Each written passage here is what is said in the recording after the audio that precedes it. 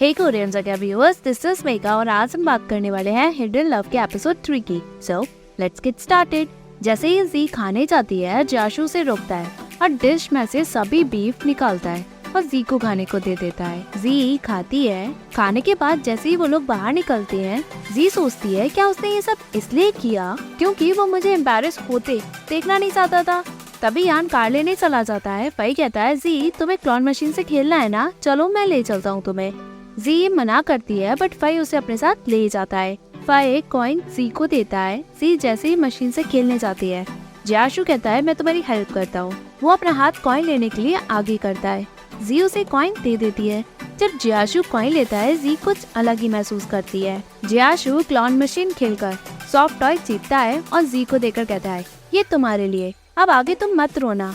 Flashback में छोटी जी जियाशु को कैंडी देती है। जियाशु कहता है मैं टीचर के आगे ब्रेव था ना। जी एग्री करके उसे थैंक यू कहती है। जियाशु कहता है घर जाते जाते मैं अब तुम्हें लेक्चर दूंगा। जी कहती है मेरा भाई तो ऐसा नहीं करता था। जियाशु पूछता है सच में?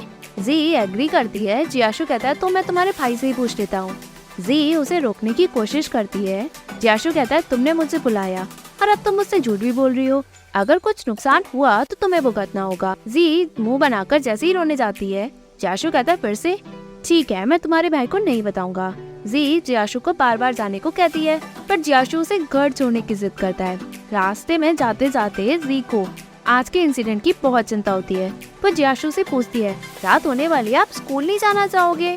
जियाशु हंस के कहता है तुम चिंता मत करो, आज का इंसिडेंट मैं सीक्रेट रखूंगा। जी खुश होकर उसे प्रॉमिस करवाती है। जियाशु कहता है अगली बार तुम क्लास में जरूर ध्यान देना और स्कूल के रूल्स कभी मत तोड़ना। जी एग्री करती है। जियाशु कहता है मजाक नहीं कर रहा मैं, अगर ये सब दोबारा हुआ तो सारी पोल तुम्हारी खुल जाएगी।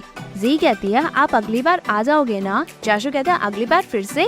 जी कहती है ऐसा नहीं है, आप मेरे भाई से मुझे अच्छा ट्रीट करते हो, अगर फ्यूचर में अगली बार कुछ होता है तो क्या आप दोबारा से मेरी भाई बनकर हेल्प करोगे? जियाशु कुछ नहीं कहता। जी कहती है मैं समझ गई। जियाशु हंस के कहता है चलो घर। वो उसे घर छोड़कर कहता है तुम्हारे घर का किचन बल्ब खराब हो गया है तो ये डैड को दे देना। जी बाय करके चली जाती है। जब जियाशु जाता है, पीछे से जी उसे जाते हुए देखती है।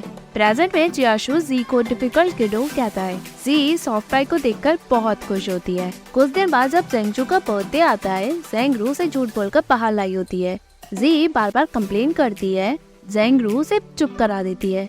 वो लोग फाइनली एक कैफे में पहुंचते हैं जहां जियाशु काम करता है। दोनों का आमना सामना हो जाता है। जियाशु उसे मेन्यू कार्ड देकर चला जाता है। जेंगरू पूछती है ये इतना हैंडसम कौन है? जी कहती है मेरे भाई का फ्रेंड है। जेंगरू उसे बहुत लकी कहती है। दोनों मेन्यू में से खाने को डिसाइड करते हैं। जियाशु काम करता है। जी उसे तुक्के चोरी देखती है। जी डिसाइड करके जियाशु को ऑर्डर देने चली जाती है। जी जैसे ही पैसे देती है तभी जियाशु कहता है एक युआन कम है, तुम मुझे दुबके चुपके देख रही थी ना? अगर तुम मुझे ऐसे फ्री में ही देखती रहोगी तो मैं बहुत लॉस में चला जाऊंगा। जी कहती है तभी आपके पास इतने कस्टमर नहीं है, तभी आप ऐसी अजीब शॉप चला रहे हो। जियाशु कहता है अब मैं अजीब शॉप वाला बन गया तो मैं तुमसे ज्यादा चार्ज करूंगा।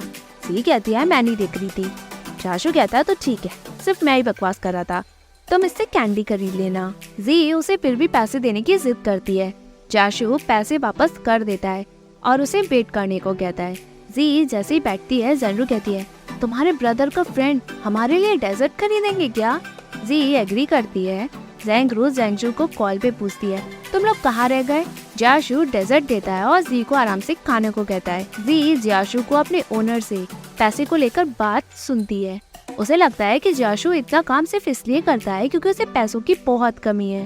वो अपने पैसे जैसे ही देखती है तभी जेंगजू वहाँ आ जाता है और जियाशु को हेलो करके जी से पूछता है तुम्हारा भाई यहाँ काम क्यों कर रहा है? तुम्हारी फैमिली कंडीशन तो अच्छी है ना? जी मुंह बना के उसे चुप करा देती है। वो सभी पार्टी के लिए बाहर निकलते हैं बट जी खाती है। जियाशु पूछता है तुम फ्रेंड के साथ घूम रही हो? ध्यान से, जल्दी घर चले जाना। सभी वहाँ से निकलते हैं। तभी जी वापस जियाशु के पास जाकर कहती है आपको पैसों की कमी है, मैंने ब्रदर से सुना था और आज देख भी लिया, आपको मेरे लिए डेजर्ट खरीदने की कोई जरूरत नहीं। जियाशु हंस के बात टालता है। जी भाग के चली जाती है। जियाशु जैसे ही नीचे देखता है, टेबल पे पैसे रखे होते हैं जो जी छोड़ के गए। यहाँ सभी जेंगजू की बर्थडे पार्टी करते हैं। जेंगजू केक काटता है। तभी वो जी का हाथ पकड़ के जैसे ही कुछ कहने जाता है, जी बहाना मार के घर जाने की जिद करके निकल जाती है। जेंगजू उसके पीछे चला जाता है। जियाशु दोनों को बात करते हुए देखता है। जेंगजू अपनी फीलिंग्स का इनडायरेक्टली इजहार करता है, बट जी कुछ ना कुछ कहकर उसे अवॉइड करके कहती है तुम्हें अपनी पढ़ाई पे फोकस करना चाहिए। तभी जियाशु वहाँ आता है। जेंगजू उसे हेलो करके चला जाता है। जियाशु कहता है ये बचपन का प्यार, इस पे तुम ध्यान मत देना, अपनी पढ़ाई पे दो। जी कहती है मैं नहीं कर रही थी। जियाशु उसे प्यार के बारे में सब समझाता है। जी कहती है मैं नहीं कर रही थी। जियाशु कहता है कि वो रो गया, मैंने देखा उसे। जी कहती है वो तो बचपन से ही रोता है, हम दोनों लड़के पड़े हुए हैं। जियाशु कहता है तभी तुम्हारे टीचर पेरेंट्स को बार बार बुलाते थे। जी कहती है ऐसा हमेशा नहीं होता था। जियाशु जी के हाथ में पैसे रखे कहता है लोगों को अगर पता चल गया कि मैं बच्ची को ब्लैकमेल करके उससे पैसे ऐंठ रहा हूँ तो लोग क्या कहेंगे। जी कहती है ऐसा नहीं है, मैंने डेजर्ट खाया है, उसका पेमेंट है। जियाशु कहता है डेजर्ट इतना महंगा नहीं है। जी कहती है आप इतनी मेहनत करते हो, मैं बस आपकी हेल्प करना चाहती हूँ, वो सिर्फ इसलिए अगर आपकी जगह मेरा भाई भी होता तो भी मैं ये करती।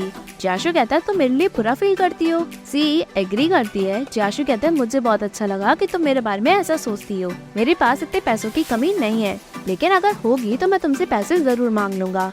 जी एग्री करती है। जियाशु अपने जॉब पे वापस चला जाता है। दूसरे ही दिन स्कूल में जी जेंगरू से बात करने की कोशिश करती है, बट जेंगरू कल के इंसिडेंट की वजह से उसे अवॉइड करती है। टीचर एनुअल डे में सभी को पार्टिसिपेट करने को कहता है।